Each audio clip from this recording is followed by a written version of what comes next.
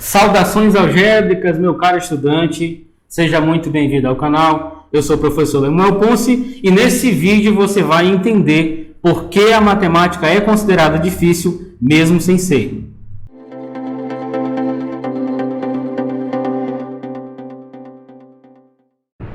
Então vamos para o primeiro ponto aqui. Possivelmente, para você que está me assistindo agora, a matemática é difícil. Possivelmente. Mas, porém, todavia, entretanto, para algumas pessoas essa matemática não é tão difícil. Ela é uma coisa mais fácil.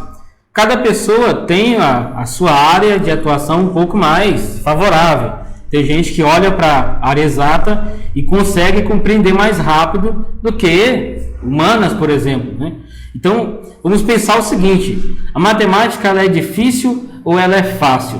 Eu considero que essa resposta ela pode variar de pessoa para pessoa. Tem gente que vai achar difícil e tem aquele que vai achar fácil. Eu estava achando fácil quando eu comecei a estudar? Não. E mudou depois de um certo tempo. Então eu comecei achando a matemática um bicho não de 7 cabeças, mas de 1000 cabeças. Para mim a matemática era, de todas as disciplinas que eu fazia, era a disciplina mais difícil que tinha. Era matemática. Pela minha convivência, não porque alguém me disse isso. Mas nós vamos entender agora por que será que essa matemática é considerada difícil, por que você considera a matemática difícil, aí você vai também tirar as suas próprias conclusões e vamos tentar estabelecer aqui algumas coisas que a gente pode fazer para entender e aí começar a trabalhar com esse bloqueio da dificuldade que atrapalha tantos estudantes. Então vamos para a resposta da pergunta, né? A matemática ela é difícil ou ela é fácil? Eu sempre, talvez se alguém que já me conhece, já está assistindo esse vídeo, sabe qual é a minha resposta, né? Depende. A resposta é: a matemática é difícil ou é fácil? Depende. Depende do quê? Ou de quem? Depende muito. O estudante ele pode considerar a matemática difícil esse ano. No ano que vem ele ama a matemática porque está entendendo tudo, né? Tem quem começa a estudar frações e acha o assunto de frações uma coisa absurda, algo assim sofisticado, mas quando ele vai estudar funções, por exemplo, a matemática vira um amor da vida dele porque ele está entendendo tudo. No ano seguinte ou no mês seguinte ele começa a estudar o assunto de matrizes e a matemática vira de novo o bicho de 7 cabeças que ele sempre considera, ou considerou sempre. Quando ele começa a estudar de novo no mês seguinte ou no próximo ano, ele começa a estudar uma coisa diferente de matemática, potências, por exemplo, o conjunto dos números reais. Aí ele vê aquilo, assunto para ele ecoa bem, entra no ouvido dele, assim como uma música que ele gosta. Aí a coisa se torna mais atrativa, ele entendeu. Então a matemática ela pode ser considerada fácil para alguns, até por temas. Eu vou entender esse tema aqui, para mim ele vai ser fácil, mas esse outro tema não vai ser tão fácil assim. E tem sim, claro, aquelas pessoas que olham para a matemática por inteiro e tudo, até o próprio nome de matemática é difícil. E a gente considera que isso é normal, né?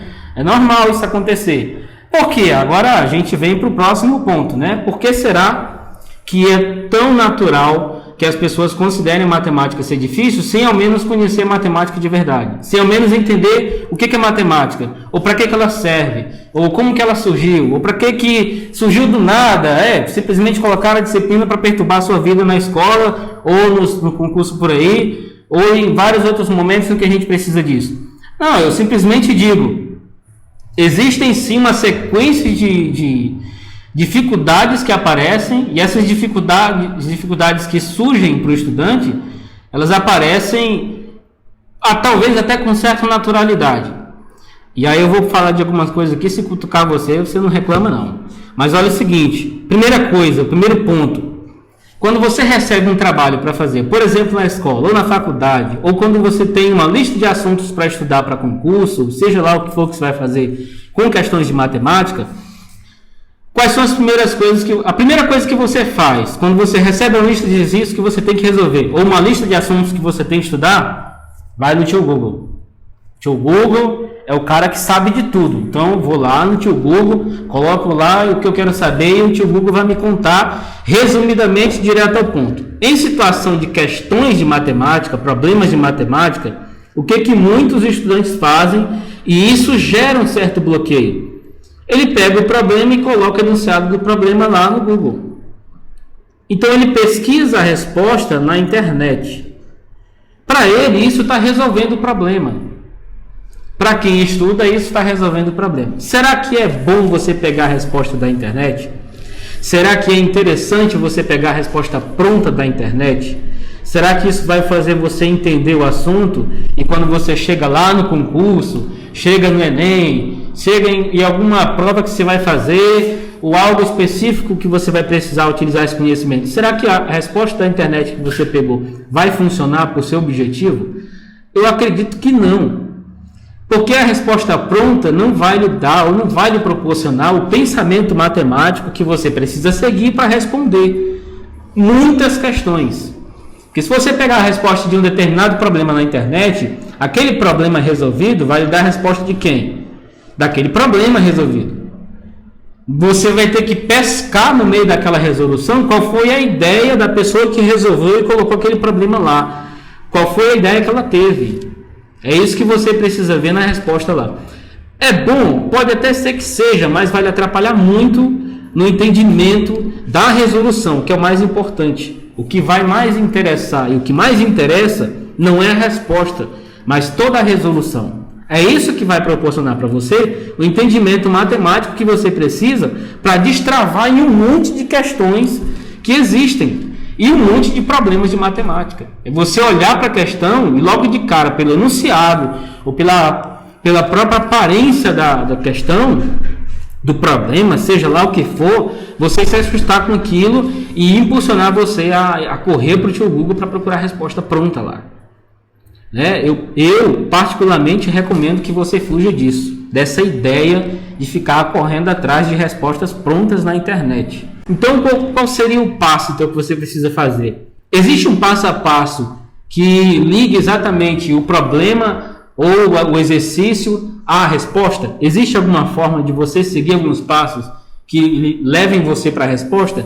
Existem sim algumas coisas que você pode fazer e que pode ajudar você na resolução. Nós vamos fazer daqui a pouco alguns exercícios, nós vamos por quadro e resolver alguns exercícios, e eu espero que você perceba esses passos importantes, e eu vou mencionar agora quais são os passos que você pode seguir. Não estou dizendo que esses aqui são os únicos passos, nem muito menos, não estou também dizendo que são só nessa sequência que você faz e você pode resolver, não. Simplesmente lhe dando uma certa possibilidade de você fugir dessa onda de pessoas aí que andam pesquisando tudo pela internet, né? A internet ajuda, mas ela também atrapalha se você não utilizar ela a seu favor, ok? Então, primeira coisa, você vai ler o problema e tal, se você entender o problema, bacana, você vai para a resolução. A primeira coisa que você precisa ter na sua mente é: esse problema aqui está relacionado com uma determinada definição de matemática. Beleza, bacana. Qual é essa definição?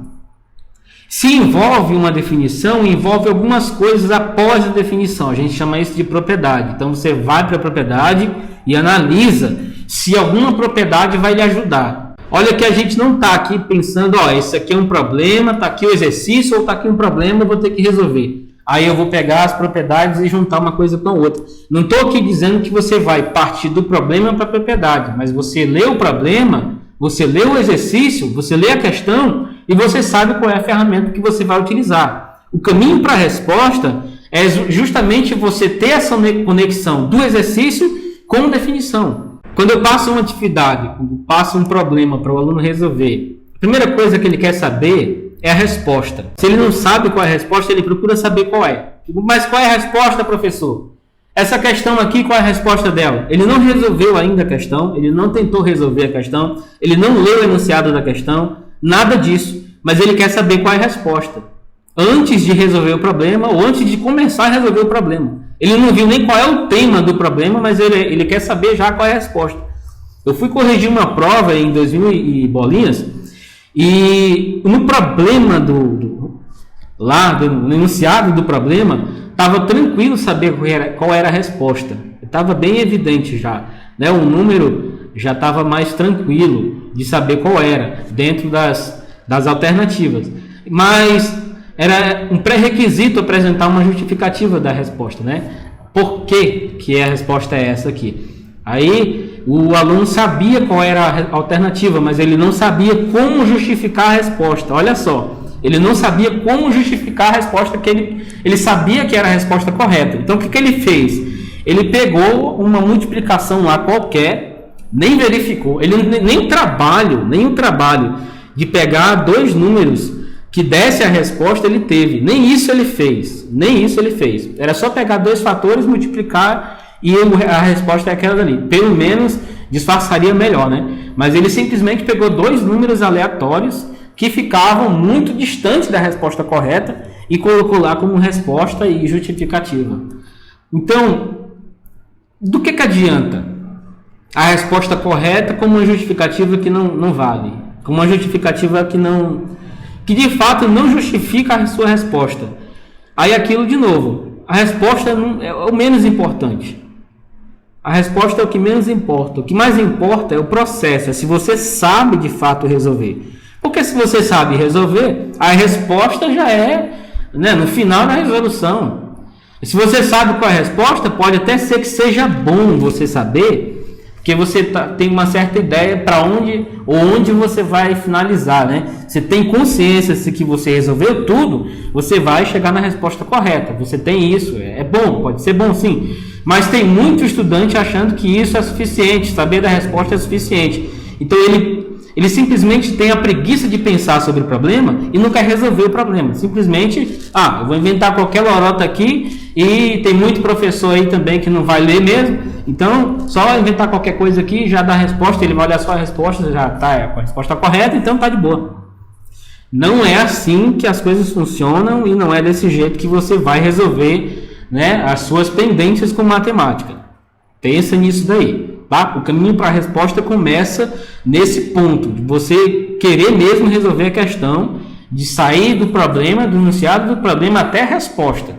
Se você não sabe qual é a resposta, é mais interessante ainda, porque você sai só do entendimento do enunciado direto para a resposta. Essa é uma resolução de problemas autêntica, é uma resolução autêntica, tá? Vamos lá? Próximo ponto aqui. Esse aqui é interessante, né? Aprender matemática é uma necessidade. Aí são vários bloqueios, né, que existem, de dificuldade. A matemática é difícil para algumas pessoas. Mas por que ela é difícil para essas pessoas? Para muitas pessoas, por que ela é difícil? Existem vários bloqueios que não é a matemática que coloca. São as próprias pessoas que colocam, ou então alguém que passou por uma experiência frustrante com matemática e que sai contando essa experiência para os outros, e isso causa uma certa impressão negativa. Por exemplo, quando eu estava na quarta série, que hoje é o atual quinto ano, e eu estava indo para a quinta série, que hoje é o sexto ano, né? Para quem conheceu as duas aí, né? Ou conhece só a parte do quinto ano hoje, ou sexto ano, né? Quando eu estava saindo do quinto ano para o sexto ano, o que aconteceu? Eu tinha um contato com uma matemática que para mim era difícil. Eu não sabia dividir, por exemplo. Eu sabia multiplicar, sabia somar, subtrair, apesar de a subtração para mim ainda ter um certo enigma, porque eu não conhecia o conjunto dos números inteiros. Então, para mim, era um certo enigma. Eu tinha um ar de mistério com a subtração ainda. Eu tinha, né? Eu tinha. E aí, quando eu saí do quinto ano para o sexto, eu estava finalizando o quinto ano e ia entrar no ano seguinte no sexto ano. Então, muitas pessoas chegavam para mim e diziam assim, tu vai para o ano mais difícil da tua vida. Tu vai encontrar uma matemática que tu nunca imaginou que existia. Ou nunca imaginou que existe. E é o ano mais difícil que tu vai encontrar na tua vida com matemática. Tu vai ter uma dificuldade enorme para fazer. E quando eu cheguei no quinto ano, foi um ano mágico em relação à matemática. Por quê?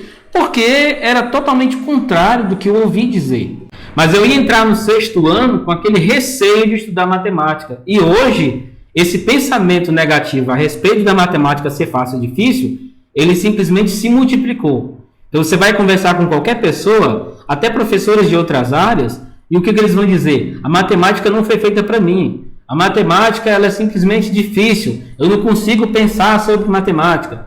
Por quê? Porque talvez as experiências que ela teve com matemática foram frustrantes.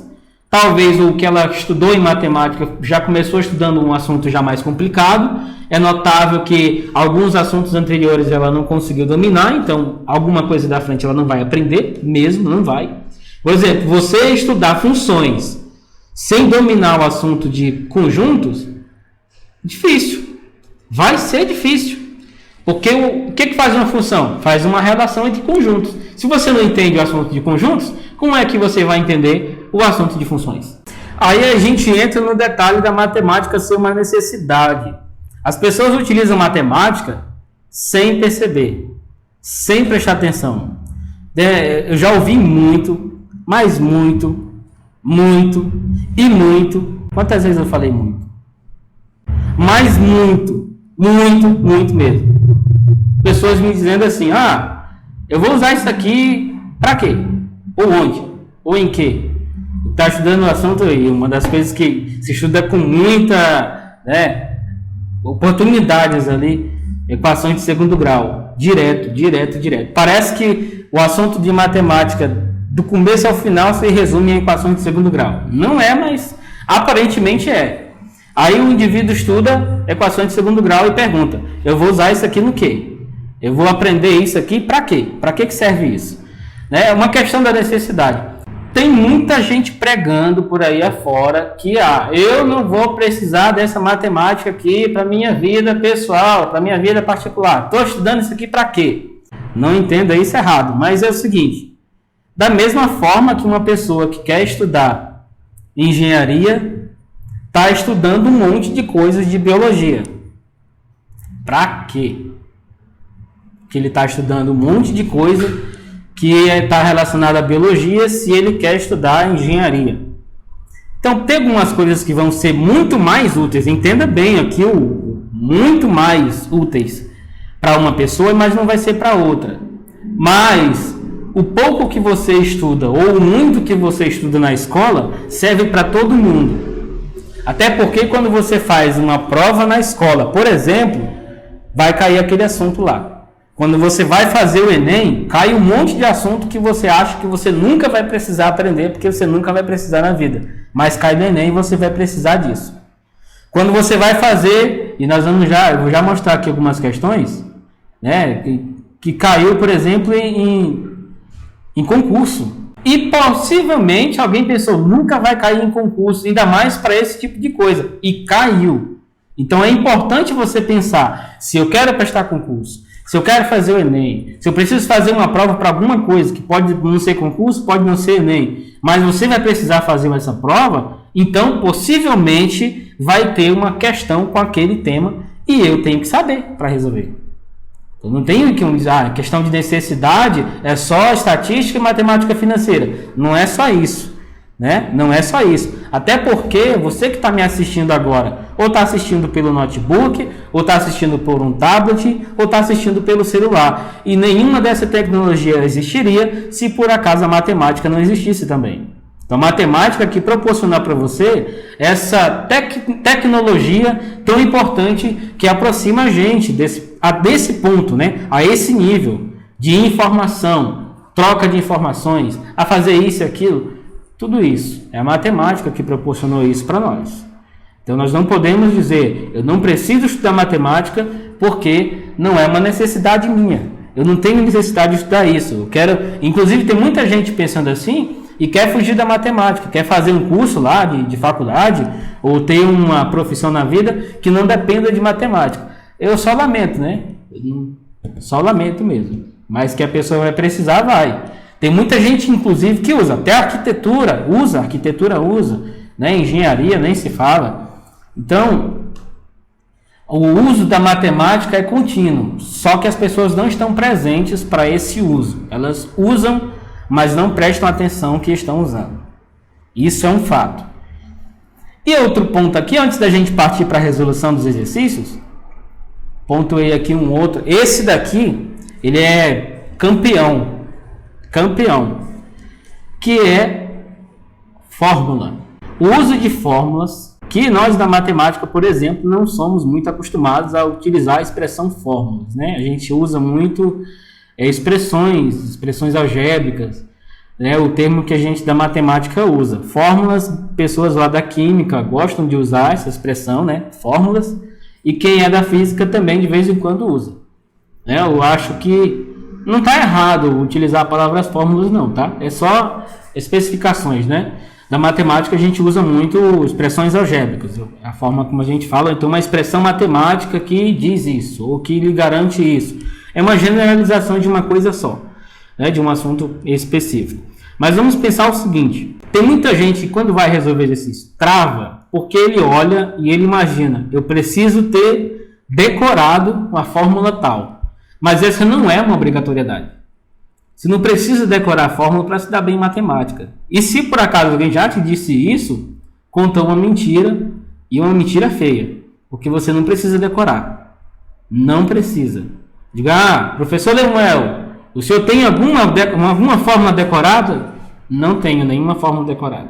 Tem muita coisa que eu resolvo, tem muitos exercícios que eu resolvo em matemática, sem utilização de fórmulas, eu vou dizer assim. Né? Você faz, tem muitas coisas que você se apropria dessas expressões algébricas para resolver exercícios, sim, mas elas não são decoradas. E se fossem decoradas, em algum momento você ia esquecer. Porque a parte negativa do decoreba é justamente isso. Decorou, esquece fácil. É uma coisa que você decora hoje, botou na cabeça hoje, amanhã já não precisa. É uma coisa que deixa bem evidente. O que deixa bem evidente que você está decorando? É a parte de você lembrar hoje e amanhã já não lembrar mais. Isso é sinal de que você decorou, você não aprendeu. Você não aprendeu, tá? Então, decorar fórmulas é obrigatório para fazer exercícios de matemática, para resolver questões de matemática? Não é e nunca foi. Se tem uma generalização que confirma para você que você pode utilizar, né, aquela bendita fórmula, mas não pode fazer você escravo dela. Você não precisa decorar e ter ela na cabeça e um monte de coisa. Não precisa. Não precisa. Né? Aí, como é que você faz então com essas fórmulas? Como é que você faz? Se você não vai decorar e você precisar dela e não tiver outro meio de fazer, como é que você pode fazer? Vai lá na fonte. Qual é a fonte? Como é que você deduz essa fórmula? Como é que você faz para chegar na fórmula? Porque eu digo o seguinte, em qualquer momento que você precisar dela e você tem ela decorada, não adianta você decorar se você não sabe utilizar. Tem fórmulas por aí que apresentam, por exemplo, unidades. Aí você precisa as unidades em metros, ou quando se trata de velocidade, metros por segundo, ou quilômetros por hora. Quais são as unidades que você precisa ter para aplicar elas na questão, ou na fórmula? Aí você lê o enunciado, no enunciado você tem as unidades em quilômetros por hora e a fórmula pede em metros por segundo. Como é que você faz para transformar uma coisa na outra? Tem gente pegando o número lá direto e vai logo aplicando. Aí acha uma resposta errada e culpa a matemática por isso. A matemática é que é a culpada, por causa da fórmula lá que a pessoa decorou, mas não conseguiu resolver a questão. Por quê? Porque ela não estudou, né, o que estava por trás da expressão. Ela só decorou a expressão. Decorar a fórmula não vai ajudar em nada, porque você vai continuar travado na questão. Você não sabe como é que usa, você não sabe de onde ela surgiu, né? E você saber como que essa expressão surgiu é importante, porque a mesma ideia que você usa depois para resolver, você já inclusive toda a construção dela, dessa expressão algébrica, dessa fórmula, na construção dela você vai vendo as unidades que você vai precisar. Quando você finalizar esse elemento dessa expressão, ele precisa estar na unidade tal. Na dedução da expressão você consegue ver isso, você enxerga isso, né? É na mesma coisa que você pegar uma fórmula pronta e você não faz ideia, como por exemplo no cálculo de gotejamento você tem lá um volume que precisa estar em ml, aí você recebe lá no enunciado da questão, a informação do volume está em litro, você precisa converter. Mas aí tem gente que pega a informação em litro e aplica na expressão que precisa da informação em ml. Vai resolver certo? Não vai. Fuja dessa ideia aí que muita gente prega, tá? Muita gente prega mesmo essa ideia de que você precisa decorar a fórmula. Não precisa. Não precisa mesmo. Eu, particularmente, acho melhor que você parta para dedução dessa expressão algébrica, tá? Dedução dessa forma. Você vai deduzir ela. Não significa que toda vez que você vai resolver a questão e vai precisar dessa forma, que toda vez você vai ter que deduzir. Você vai fazer isso algumas vezes só, até o momento em que você não precisa mais, porque você já memorizou, né? A fórmula, você memorizou a fórmula, você usa ela tanto que ela já não sai da sua cabeça. Aí isso já não é questão de decorar, você não está decorando, é memorizando, é diferente. Então, meu caro estudante, nós vamos agora para o quadro fazer algumas questões e eu espero que você perceba toda essa conversa que nós tivemos até agora nessas questões que eu trouxe para você. Então, vamos lá? Então é isso, meu caro estudante, nós vamos para o primeiro problema. Estou chamando de problema, tá? Como eu já falei em outro vídeo do canal, e eu falei isso nesse vídeo aqui, vai lá, clica aí no card e assiste esse vídeo. Eu não vou fazer diferença entre problema, situação problema, nada desse tipo. Para mim, tudo vai ser problema. Tudo é problema e para você provavelmente também. Então nós vamos resolver esse exercício agora, tá? Tem aqui, vou escrever o que é mais importante.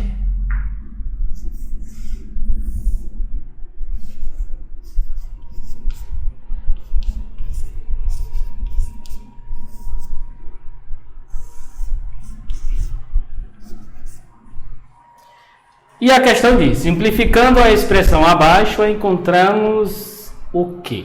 O que a gente encontra, né? Então, aparentemente, essa expressão assusta qualquer um que tente resolver. Logo de cara, ela já começa a assustar. Então, o que você precisa entender é o seguinte aqui. O que você precisa entender? Como é que é definida a potenciação? E para esse caso aqui, já fica evidente que a potenciação está relacionada à multiplicação. Você vai utilizar isso a seu favor. Né? No universo de potenciação, quando se fala de alguma coisa elevada a qualquer coisa, fica implícita a ideia da multiplicação. Então aqui você vai utilizar o quê? Propriedades e a definição de potência para resolver isso. Nós temos aqui uma fração, então em algum determinado momento você vai precisar trabalhar com essa fração também. E olhe, temos potência, fração e raiz, que não é uma raiz quadrada, né? Porque aqui no índice é 4. Mas nós vamos ter que utilizar algumas ideias aqui, principalmente com propriedades, e observe o número de vezes que nós vamos utilizar a mesma propriedade, tá? A primeira propriedade que eu quero mencionar para vocês é justamente aquela que a gente fala sobre multiplicação de potências com a mesma base. Nós vamos utilizar a volta, né? Você tem uma multiplicação de potências que possuem a mesma base, você conserva a base e soma os expoentes. Nós vamos utilizar o inverso disso com esse 2 elevado a 67. E por que justamente com 2 elevado a 67? Porque 2 elevado a 65 é menor do que 2 elevado a 67. E eu quero que 2 elevado a 65 apareça desse lado aqui. Você vai já entender por que eu tenho essa intenção, tá? Observe que do ponto de vista estratégico, é uma estratégia que eu estou utilizando nessa resolução. Vamos lá. Então eu vou manter o índice, mantenho 2 elevado a 65. Aqui embaixo eu vou manter o 10 e nesse 2 elevado a 67 eu vou escrever 2 elevado a 65 vezes 2 ao quadrado. Então eu tenho aqui 2 elevado a 65 mais 2 elevado a 65 vezes 2 elevado a 2. Por quê? Aqui você tem multiplicação de potências com a mesma base. E quando você conserva essa base e soma os expoentes, você volta para 2 elevado a 67. Tá claro isso para você? Então essa é a estratégia que a gente utiliza aqui, tá? Para que a gente faz isso? Agora a ideia, já que você tem essa adição, porque você não pode simplesmente sair fazendo isso, né? Você não pode fazer isso. Primeiro porque que você tem 4 e não tem como fazer esses dois elementos aqui serem múltiplos do número 4, porque eles não são, né? Você tem um 64 que é múltiplo de 4, mas como é que você pode fazer o 64 aparecer aqui? Se essa é uma estratégia, você pode até aplicar, né? Pode ser que você se dê bem nisso. Mas, porém, todavia, entretanto, você tem essa adição que não permite você fazer esse tipo de simplificação utilizando o índice e a potência da base do elemento que está dentro da raiz, né? Então, essa estratégia aqui é uma estratégia que é bem válida. Vamos lá.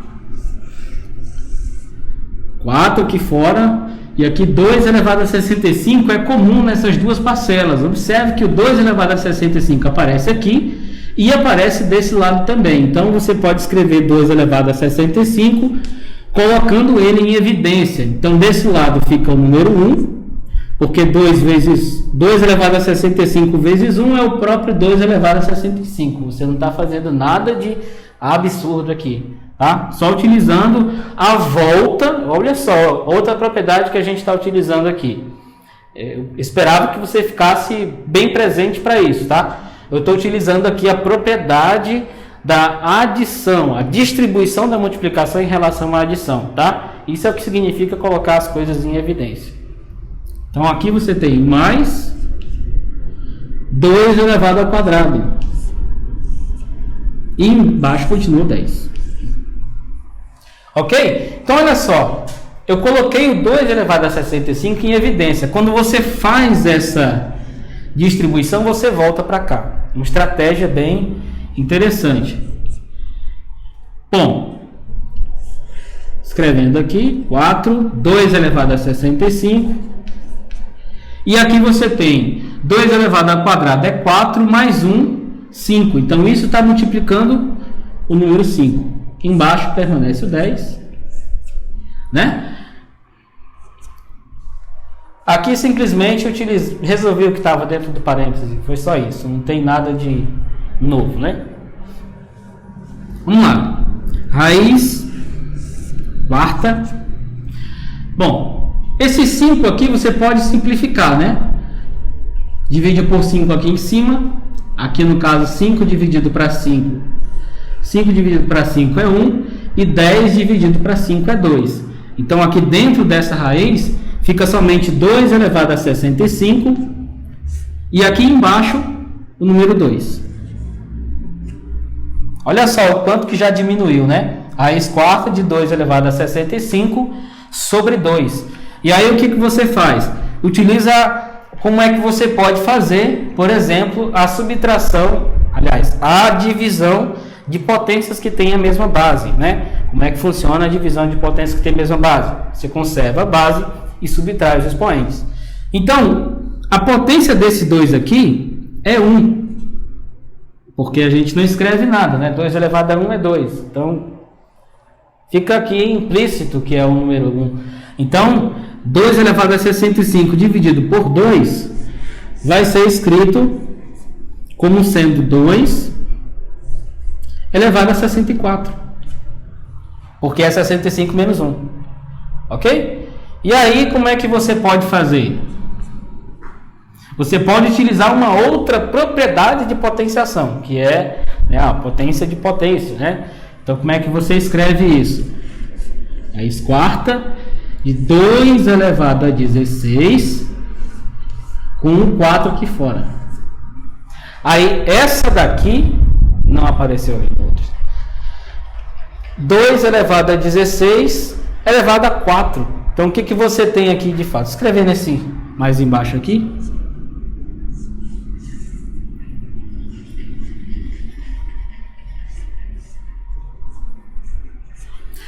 Por que eu escrevi desse jeito? Por que eu não coloquei o 16 aqui fora? Porque quando a gente vai fazer, com uma das propriedades da radiciação, né? Que quando o índice coincide com a potência aqui, com o expoente, o que você faz?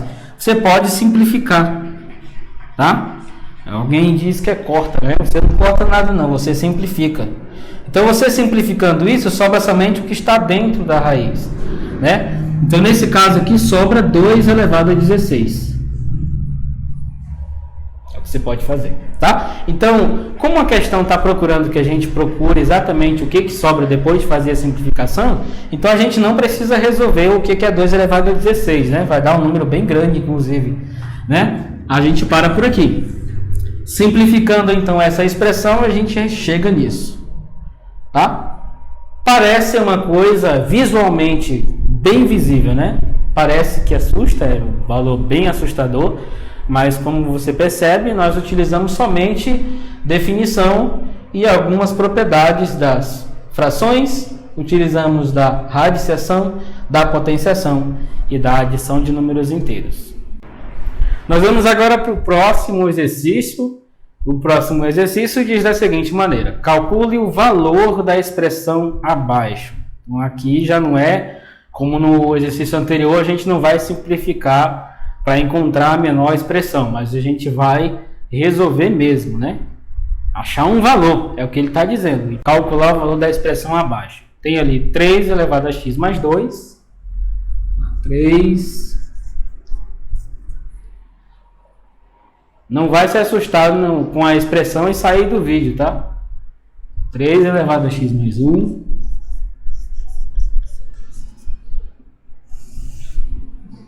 Tudo isso dividido por 3 elevado a x menos 1.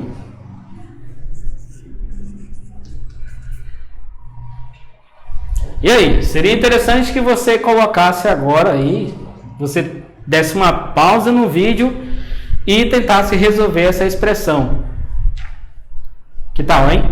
Então você resolve aí e coloca nos comentários qual foi a resposta que você teve antes da gente resolver. Então, agora que você já resolveu e já deixou nos comentários aí qual foi a resposta que você achou, nós vamos resolver então esse bicho aqui que todo mundo está achando que é feio. Mas é de boa, é tranquilo. Então vamos lá. Bizu. Pega o bizu aí. Nós temos uma fração, uma expressão algébrica. Você observa aqui, né, a presença dessa variável, tá? Em todos os fatores dessa expressão, nas parcelas e nos fatores. Esse 3 elevado a x menos 1 que aparece aqui, né? Ele é comum. É um elemento que precisa ser comum para você utilizar a ideia de simplificar, tá? Então nós vamos ter que fazer alguma coisa aqui em cima que faça com que aqui embaixo a gente possua alguma possibilidade de simplificar a expressão, tá? Então nós vamos ter que fazer aparecer aqui em cima 3 elevado a x menos 1. Como é que a gente faz isso? A gente vai forçar a barra para que isso aconteça, tá? Então vamos lá. 3 elevado a x menos 1. Pronto, já apareceu 3 elevado a x menos 1 em cima. Era isso que eu queria. Agora o resto eu vou ter que organizar para que esse 3 elevado a x menos 1 não afete a expressão de forma a conduzir ela para um lugar estranho, né? Então, aqui embaixo vai continuar 3 elevado a x menos 1, normal. E o que eu vou utilizar aqui? Primeiramente, a distribuição da multiplicação em relação à adição. Eu vou utilizar essa propriedade de novo. Fica atento para isso, hein? Eu vou utilizar de novo essa propriedade e vou simplesmente utilizar a propriedade de multiplicação de potências com a mesma base. Beleza? Então, qual é o fator que eu preciso colocar aqui para que quando eu multiplicar por 3 elevado a x menos 1, volte para 3 elevado a x mais 2. Essa é a ideia. Então, inteligentemente, a base tem que ser 3. A gente não vai mudar essa base. O que a gente precisa mudar? O expoente. O que eu quero? Eu quero que fique x mais 2. X mais 2. Eu tenho x mais 1 e eu quero x mais 2. Então é o seguinte, já que é adição, eu estou somando aqui x menos 1 mais alguma coisa e isso tem que ser x mais 2. Então quando a gente faz isso, x já não pode ser. Então o x não pode aparecer aqui no expoente. Por que o x não pode aparecer no expoente? Porque se o x aparece lá no expoente, quando eu for somar x mais x, fica 2x, eu só quero 1. Então esse x já está aqui, ele já está aqui. Do que eu preciso adicionar aqui, para que quando eu faça menos 1 mais essa alguma coisa, dê 2. Tem que ser o 3. Tá? Precisa ser o 3. Como assim? Não entendi nada. Ok. Faça o seguinte. 3 elevado a x menos 1 multiplicado por 3 elevado a 3. Pela propriedade da multiplicação de potências de mesma base, o que a gente faz aqui? você repete a base e soma os expoentes. Então você tem x menos 1 mais 3. Ok? E agora você pega simplesmente e adiciona isso, né? O x é o próprio x. E esse aqui você faz o quê? Pega o sinal do maior e subtrai. 3 menos 1. Fica 3 elevado a x mais 2. E isso daqui é o quê? É a primeira parcela da expressão. Então a gente vai utilizar a mesma coisa para o segundo. Tá? Então aqui é 3 elevado a 3. E o segundo? Eu tenho que multiplicar esse 3 elevado a x menos 1 pelo segundo para voltar para cá. X mais 1. Bom, se aqui é x mais 2 e eu coloquei o 3 aqui. Aqui é x mais 1, então aqui tem que ser 3 elevado a 2. Lógico, né? Não tem conta para fazer isso. Um é x mais 2, eu encontrei o expoente 3. O outro é x mais 1, o expoente tem que ser 2. Bacana? Então a gente fecha aqui.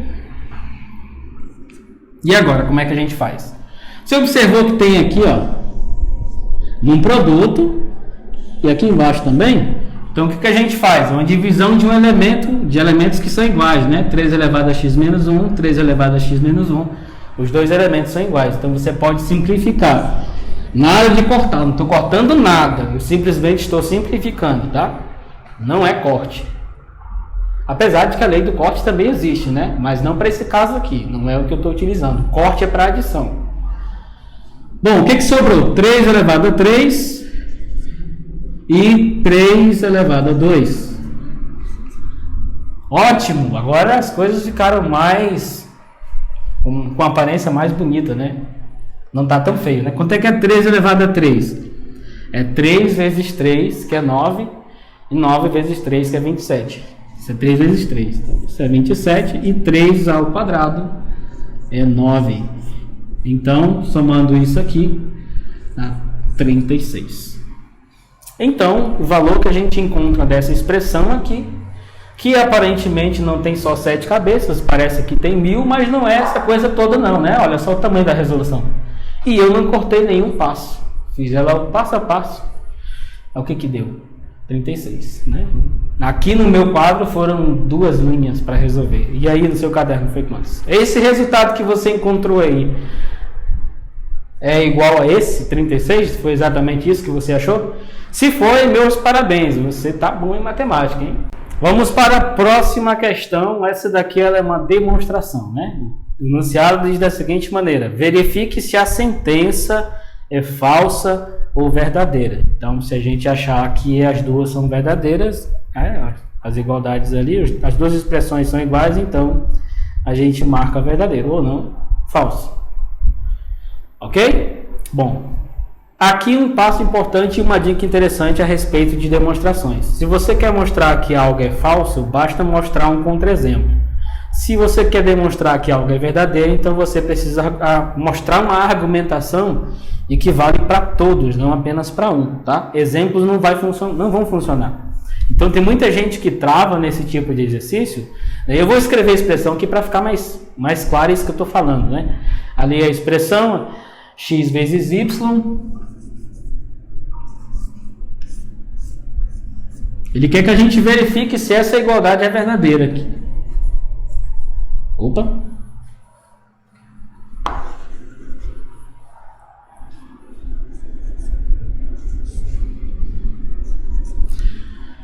Ou seja, com essa igualdade ele quer que você verifique se por acaso, quando você tem um produto, potência, né? Quarta potência de um produto, se você consegue distribuir essa potência, né? Aos dois fatores do produto, da multiplicação. Será que isso é verdade? Então, tem muita gente que quando vai resolver esse tipo de questão em que você precisa demonstrar, observe que aqui é genérico, né? X e Y podem ser quaisquer números reais, né? Apesar de que ele não colocou essa informação no enunciado, dizendo quem são X e Y, eu vou resolver considerando que X e Y são 2 números reais, tá? Então, vamos pensar. Vou pegar 2 números reais quaisquer e vou mostrar que isso é verdade e pronto, para X e Y funciona. Não é assim que funciona. A única coisa que você mostrou é que para esses 2 números que você pegou, funciona. Mas o conjunto dos números reais, por exemplo, é infinito. Tem uma troceira de números dentro dele. Então, como é que você consegue convencer qualquer pessoa que para qualquer número dentro do conjunto dos números reais isso vai funcionar? Você vai fazer com todos? Eu acho que isso não é possível. Então, você utiliza essa forma genérica para demonstrar para todo mundo de uma vez só. E aí só quem é realmente muito cético para não acreditar, né? Ou porque não quer mesmo. Como é que a gente faz aqui então? A gente vai ter que partir de um lado deles, eu vou sair daqui. E o nosso objetivo é chegar aqui. Tá? Nosso objetivo é chegar aqui. Então nós vamos sair daqui. X vezes Y elevado a 4. Nós temos que sair daqui. Bom, o que eu quero utilizar é o seguinte. X é um número. Y é um número também. Os dois não necessariamente precisam ser os mesmos. Até porque se eu quisesse que a questão quisesse que eu resolvesse para os dois, eles teriam colocado lá x vezes x, não x vezes y. Isso é para evidenciar que x é diferente de y, mas que também pode e existe a possibilidade de x e y serem os mesmos, tá? Mas aqui ele quer que mostre para todo mundo quando eles são iguais e quando são diferentes. Bom, como é que a gente vai fazer isso? Sendo números, eu sei que existe um número real que é a resposta dessa multiplicação. X vezes y tem que ser igual a alguma coisa. Então, eu vou dar um nome também para isso. Parece que vai aparecer mais uma letra, e não só parece, vai aparecer outra letra, porque eu quero que isso aconteça. Então, eu vou dizer que x vezes y... Me digam uma letra aí. Eu quero que isso seja exatamente a letra D. Pronto. D de quê? De nada. Eu simplesmente escolhi a letra D. Não tem nenhum milagre para isso e nem uma regra para escolher. Você pode utilizar a letra que você quiser. Se quiser colocar o smile também funciona, tá? Põe aí o smile que você quiser. Eu vou utilizar a letra D. Então, x vezes y é D. Então, isso fica exatamente D elevado a 4. Aí alguém deve estar olhando aí, vai sair de onde agora? Para onde é que ele vai? Voltar para cá não vai funcionar muito, porque senão volta para cá, né? Então, o que nós vamos fazer? Nós vamos utilizar inteligentemente, de forma estratégica, a propriedade da multiplicação de potências que tem a mesma base. Ah, como é que você vai utilizar isso aqui? Bom, D elevado a 4 é a mesma coisa que D vezes elevado a 2 vezes D elevado a 2. Tem alguém aí que discorde disso?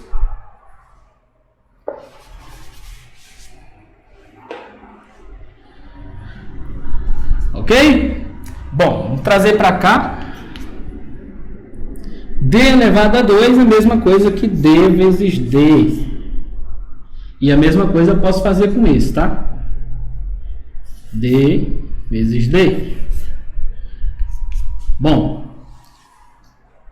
D é a resposta de x vezes y. Então, toda essa multiplicação aqui é x vezes y. Esse segundo D, x vezes y.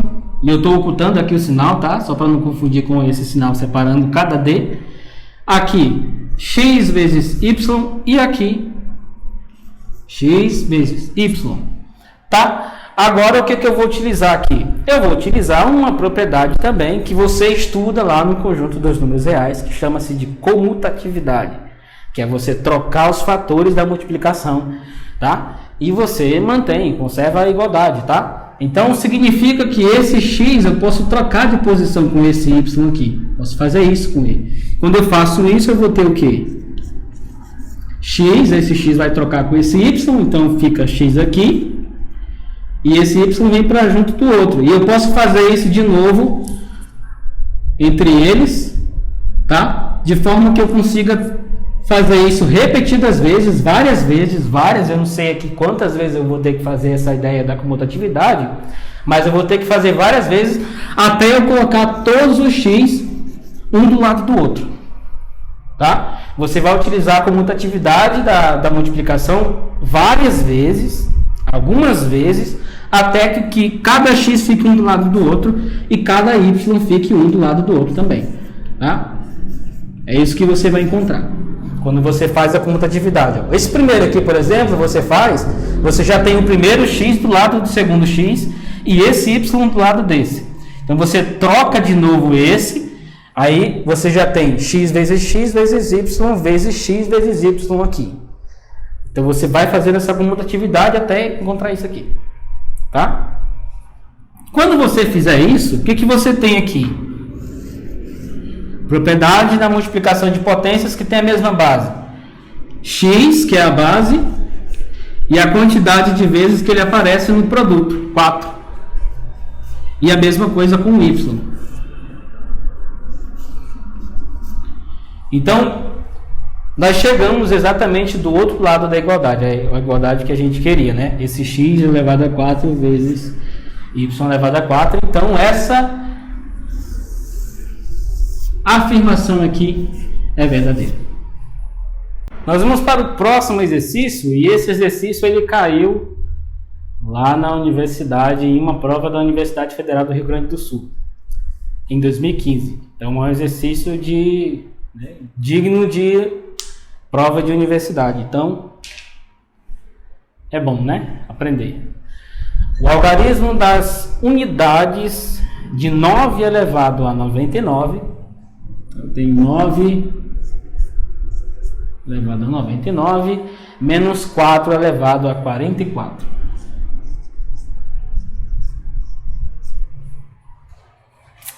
Aí tem as alternativas. Então você tem o algarismo das unidades de 9 elevado a 99 menos 4 elevado a 44 é uma dessas aí. 1, 2, 3, 4 ou o número 5. Como é que a gente resolve? A gente vai utilizar alguma propriedade aqui? Né? A gente precisa saber de algumas coisas. Então vamos começar utilizando uma ideia de encontrar os primeiros valores, né? Não tem nada a ver ali as potências. Então vamos imaginar o seguinte: 9 elevado a 1 é 9. 9 elevado a 2 é 81, que é 9 vezes 9, né? 9 elevado a 3, aí a gente já vai ter que fazer aqui, né? Que esse número eu não tem de cabeça, eu não sou calculador ambulante, né? Então 81 vezes 9, então vamos lá, aqui é 9, e 8 vezes 9 é 72, então dá 729 aqui. 9 elevado a 4, a gente vai ter que fazer de novo, né? É 729 vezes 9. Aqui dá 81, 9 vezes 9, e 8 para cá. 9 vezes 2 é 18, mais 8, 26. Então aqui vem 9 vezes 7, já dá o que aqui? 63. Com esse 2 aqui, 65. Então dá 6.561.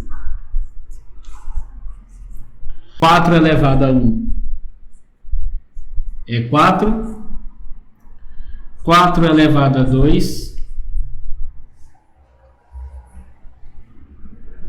é 16. 4 elevado a 3 aí é 16 vezes 4. Então 16 vezes 4, 6 vezes 4 é 24, vem 2 para cá. 4 vezes 1, 4 mais 2, 6. Então, dá 64 aqui. 4 elevado a 4. Aí já é 64 vezes 4, né? Então você tem 4 vezes 4, 16, vem 1 para cá. 4 vezes 6, 24, mais 1, 25.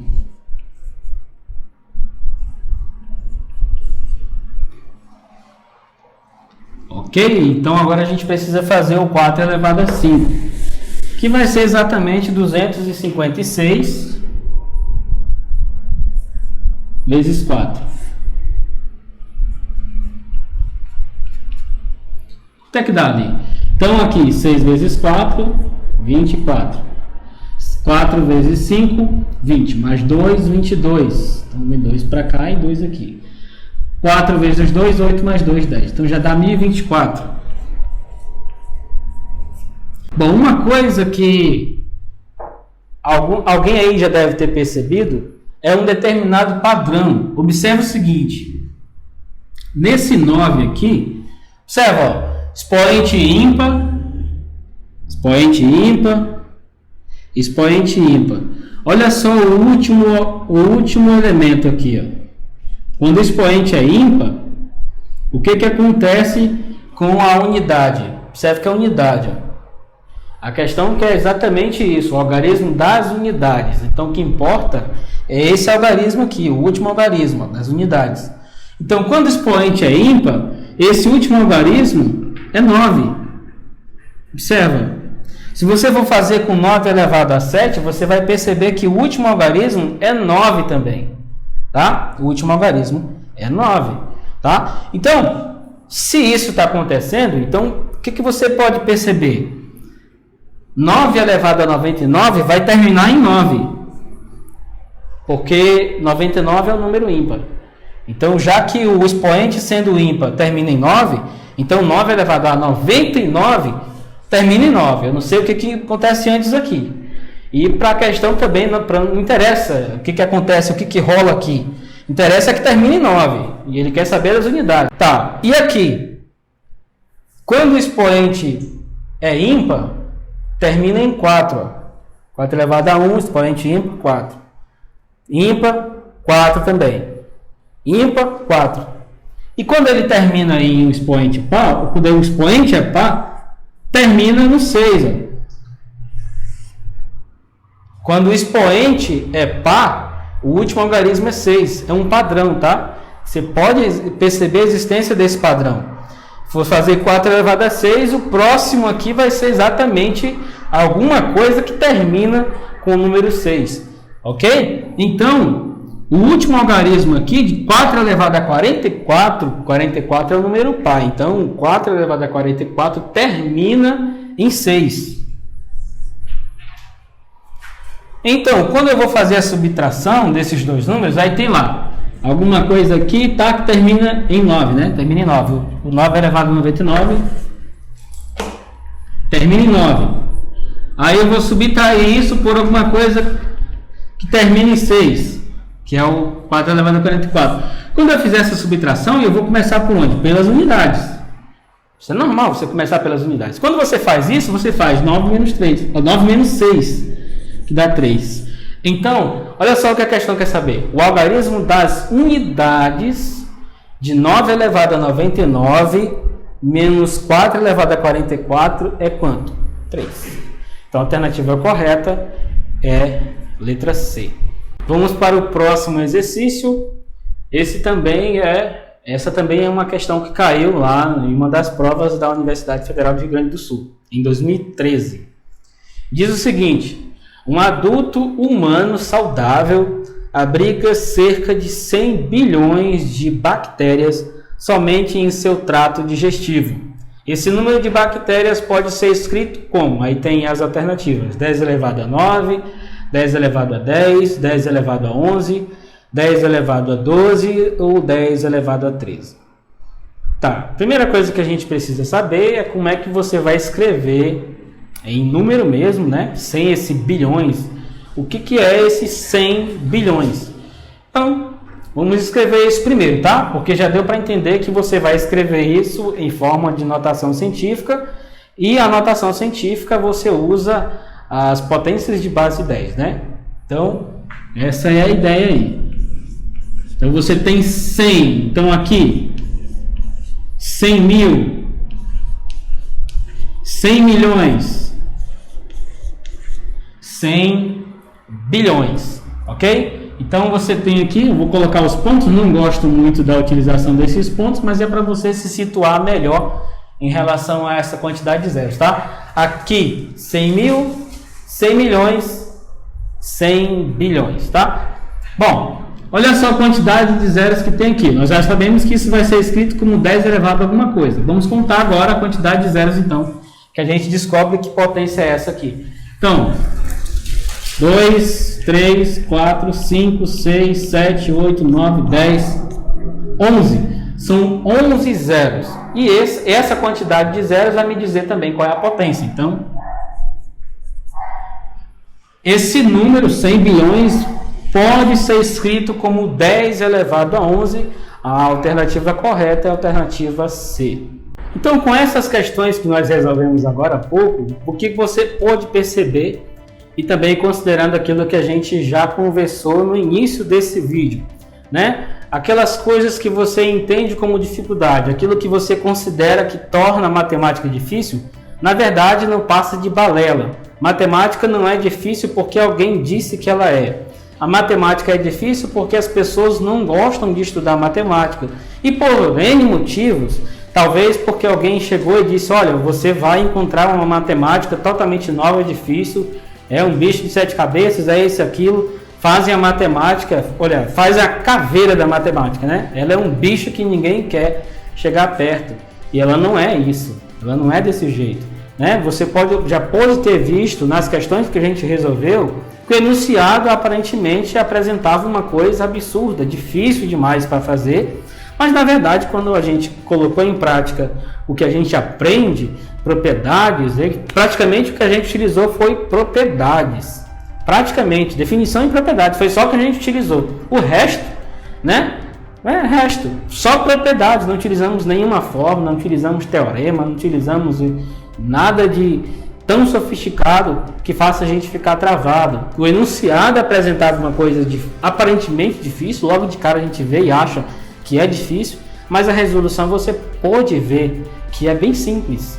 Ela é simples. A matemática não é esse bicho feio que muita gente prega por aí afora e que tem inclusive professores de matemática falando que você precisa ser um gênio, decorar fórmula e escambar 4 aí, tá? É muito mais simples. Então, em resumo, você não precisa pesquisar nada na internet, nós não pesquisamos nada para resolver aqui, você não precisa em nenhum momento saber da resposta, nós não falamos sobre resposta de nada, eu só propus um desafio de você resolver antes de ele entregar a resposta, justamente para que você tivesse esse feedback para você mesmo, de que você não precisa saber da resposta para resolver qualquer problema, tá? Então, fique isso guardado na sua memória, não precisa decorar fórmula, não precisa pesquisar na internet, nada disso, bacana?